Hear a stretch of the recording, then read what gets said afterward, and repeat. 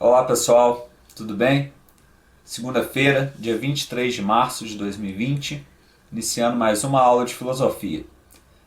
Antes da gente entrar no objeto de estudo da nossa aula, queria comentar com vocês que, devido às manifestações, excessivas manifestações, sobre eu não estar utilizando terno, chegamos até no Trend Topics do Twitter, hashtag volta terno, pessoas ligando aqui para casa, pessoas mandando e-mail. Então foi uma comoção nacional muito grande. Então, atendendo a pedidos, né, não tem outra alternativa, não sei essa. Ó.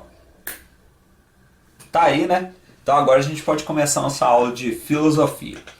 Pessoal, hoje nós vamos falar sobre Hegel, sobre filosofia de Hegel.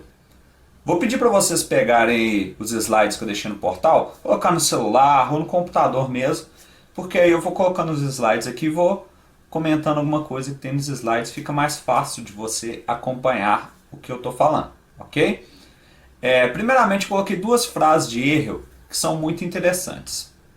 A primeira delas é a seguinte: a filosofia é a ave de Minerva que alça seu voo logo ao cair da tarde. O que quer dizer isso? Só para a gente ter uma introdução. Que a filosofia sempre vem após a história, sempre vem a filosofia após os acontecimentos históricos. Então, já dando a ideia inicial dessa aula de hoje, a filosofia depende da história. E o indivíduo é filho da sua época. Sempre que você for ler um texto, eu já falei isso em sala, sempre que você for ler um texto, atenha-se ao contexto histórico em que esse texto foi escrito. Tá? A filosofia é muito influenciada pelo movimento, pelo contexto histórico em que ela está inserida. Tá? Essas são reflexões iniciais que toda aula eu passo para vocês e essa aula virtual não vai ser diferente. Seguindo aí. Hoje nós vamos estudar esse filósofo aqui. É um filósofo idealista alemão, o Hegel. Mais ou menos ele viveu ali no final do século XVIII até o século XIX. Ainda estamos dentro da filosofia moderna, tá pessoal? O que quer dizer ele ter sido um filósofo idealista alemão? Idealismo tem a ver com ideias.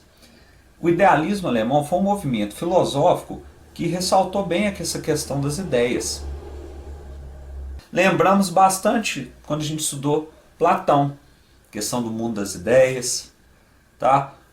O idealismo alemão trabalha muito essa questão das ideias e a modificação do mundo através das ideias. Como o Hegel vai mostrar para a gente. Ele trabalha muito a questão da consciência coletiva como um modificador das ideias e a dialética como aquilo que move a humanidade. A gente vai ver que tem filósofos que vieram depois que trabalham e criticam esse apego às ideias e são mais materiais, mais concretos. A principal obra de Hegel é Fenomenologia do Espírito. Nessa obra, ele trabalha a questão da consciência coletiva, que muito tem a ver com a questão da formação do Estado. O outro livro dele bem interessante é sobre filosofia do direito. Não podemos comentar sobre Hegel sem falar sobre suas críticas a Kant. Hegel foi um filósofo que teceu algumas críticas ao filósofo Kant que nós estudamos na última aula. Hegel criticou muito esse formalismo excessivo kantiano, muito esse apego ao se estudar o dever ser, a ética do dever, quando na verdade a filosofia deveria ser voltada ao ser e não ao dever ser. Além da divisão da razão em Kant, como uma razão dupla, razão prática, razão teórica, para Hegel isso não poderia ser, essa dicotomia não poderia existir. Então Hegel criticou bastante esse sistema formalista de Kant.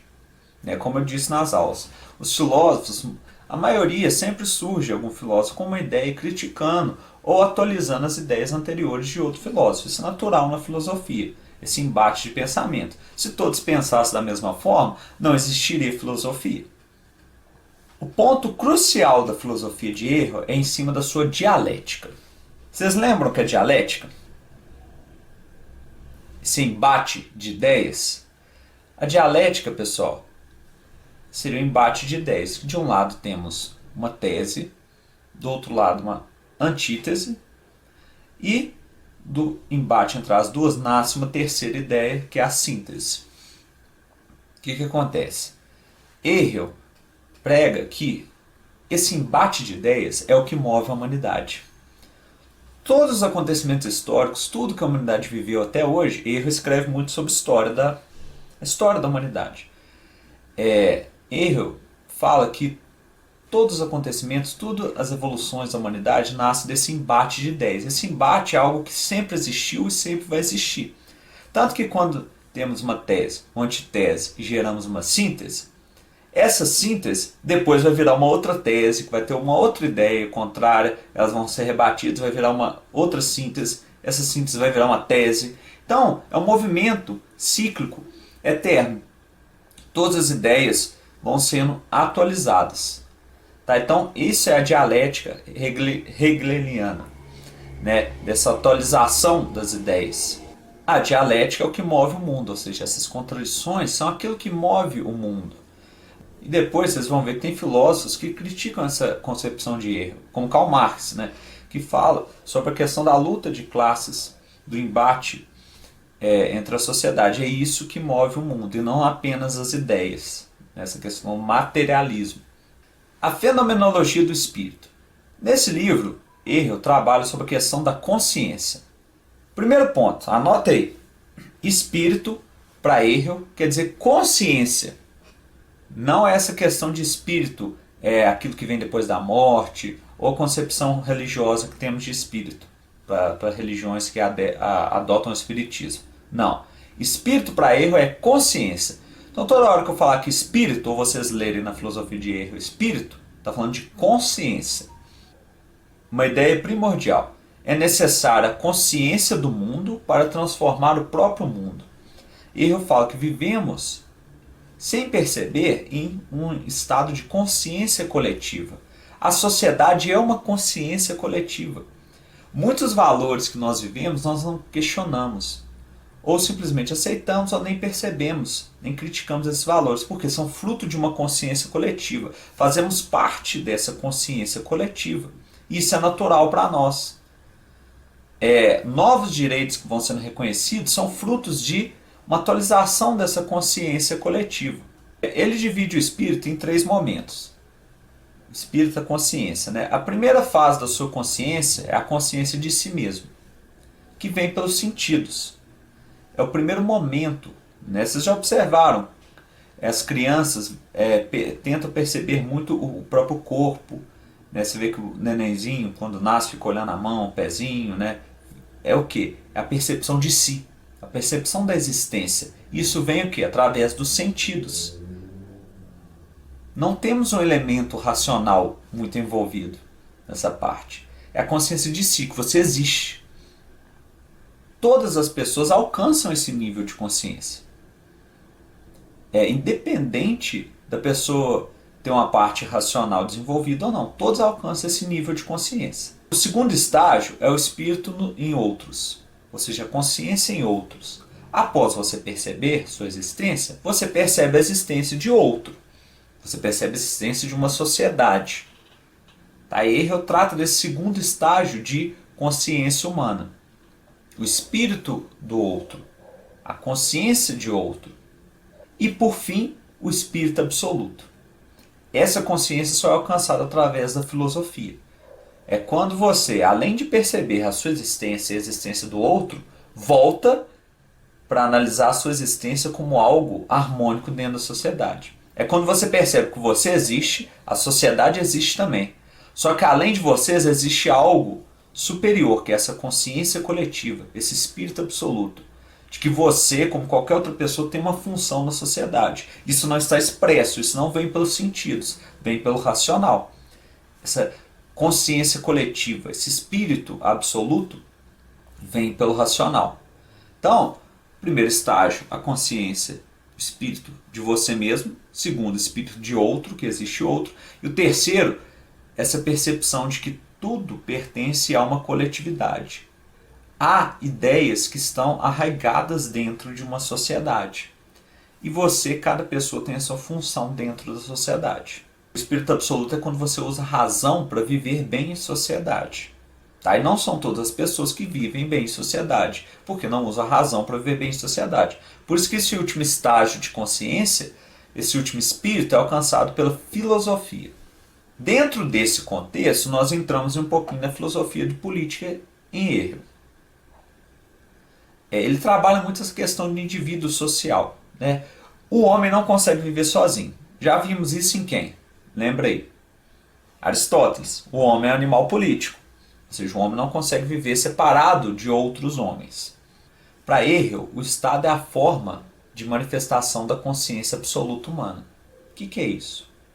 O Estado, ele representa uma síntese, ou seja, um resumo de todas as consciências individuais dos indivíduos que pertencem a esse Estado. É como se o interesse do Estado, interesse público, fosse uma síntese, um resumo de todos os interesses individuais, de todas as pessoas. Por isso que existem normas de ordem pública. Por isso que vocês vão estudar mais para frente, em direito administrativo, existe o princípio da supremacia do interesse público sobre o particular. Se tivermos um embate entre o interesse de um indivíduo, por exemplo, o meu interesse do Eduardo, e da coletividade, o da coletividade vai prevalecer sobre o do Eduardo. Porque o interesse da coletividade é um resumo do interesse de todas as pessoas. Por isso que o Estado cria normas, muitas vezes, que limitam a sua liberdade individual em prol do interesse de todas as outras pessoas. Então, podemos afirmar que o Estado é a síntese, ou seja, o resumo de todas as contradições humanas, de todos os interesses humanos. O Estado vem e tenta abarcar todos os interesses e criar normas que atendam a toda a coletividade. Muitas vezes seus interesses particulares vão chocar com o interesse público. Só que o público vai prevalecer, porque ele é um resumo de todos os interesses da sociedade. Tá? Lembre-se sempre disso, o princípio da supremacia do interesse público sobre o particular.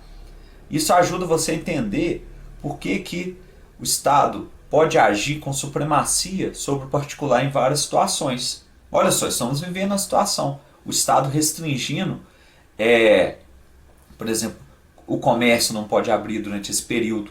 Por quê? O Estado está agindo, valendo-se do seu poder e representando o interesse de toda a coletividade, influenciando a liberdade de alguns.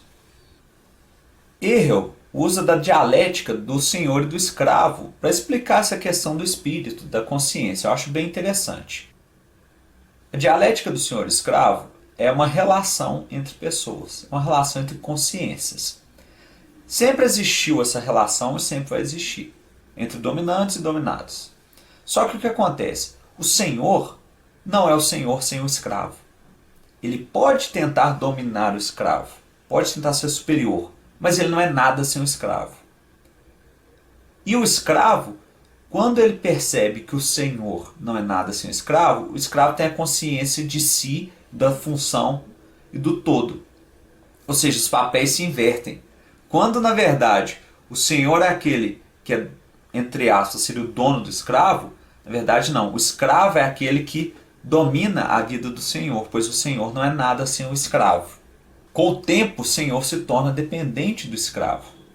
E a inversão dos papéis ocorre, ainda que de forma consciente, ainda que não de forma material, não no plano dos fatos. Então o escravo, ao trabalhar, ele supera essa condição de escravo, ao entender que ele tem uma função e que essa função é essencial para outro, ele sai dessa consciência de si somente e tem uma consciência do todo. Ele trabalha isso com uma inversão dos papéis. E o senhor não, ele não percebe isso. Ele continua escravizado. O escravo se torna um ser para si, ou seja, entende o todo. Por isso essa inversão dos papéis, coloquei até a imagem para vocês, é a dialética do senhor e do escravo. Sobre direito, a relação de Hegel com o direito penal, que eu acho interessante estudarmos, né, porque vocês vão ter direito penal no próximo semestre, mas eu acho interessante já termos essa ideia filosófica. Vou deixar um texto para vocês. Ele trabalha sobre eticidade, tá? Gostaria que vocês lessem o texto e reescrevessem algumas ideias primordiais para mim. Quero ver a percepção de vocês sobre esse texto. Pessoal, deixar bem claro, essa atividade da aula de hoje não vale ponto, não tem prazo para entregar. A atividade que eu passei na última aula, eu vou estender o prazo, Tá? Tem N pessoas mandando mensagem. Pessoal, nós estamos vivendo um período de instabilidade na internet. Tem pessoas que não estão tendo acesso à internet, com dificuldade. É claro que nós vamos prorrogar esse prazo. Você não vai sair prejudicado por isso, fique tranquilo. Tá? Então, eu vou passar essa atividade da aula de hoje como uma complementação da aula. Toda aula eu gosto de passar uma atividade. Lembra? Toda aula eu deixo uma pergunta no quadro, um questionamento para vocês. Tá? Esse texto que eu vou deixar é o questionamento que eu deixo na aula para vocês de hoje. Então não vale ponto, não é obrigatório. Vai valer algo muito maior que é o conhecimento, eu sempre falo isso. Quem quiser fazer, faz. Quem não quiser, não tem problema. Não vai ser prejudicado. E quando a atividade vale ponto, é lógico que nós vamos estender o prazo. Podem ficar tranquilos com relação a isso. Tá ok? Sobre erro, eu deixei de sugestão para vocês lerem o livro Fenomenologia do Espírito. Um filme que muitos artigos científicos são feitos a partir da construção do erro sobre a dialética e suas relações relacionadas a esse filme, que é o Expresso do Amanhã. Tá? É um filme interessante, né, de se assistir e tentar pensar sobre esse lado da dialética do senhor e do escravo. Tá? Expresso da Manhã, não é Expresso Polar não, aquele filme de Natal não. Tá ok? Bom pessoal, o que tínhamos para falar sobre erro é isso. Leiam o texto que eu vou deixar de base, façam as atividades, isso vai ser bom para vocês. Qualquer dúvida eu estou à disposição. Eu hoje optei por fazer essa aula gravada, né, porque ao vivo ainda estamos tendo problema com a internet, muitos colegas estão com problema na internet na cidade e tudo. Então vamos aguardar, quem sabe na sexta-feira a gente pode fazer a aula ao vivo, em vez de eu gravar esse vídeo para vocês. Tá ok? Tudo de bom para você, até a próxima, se cuide.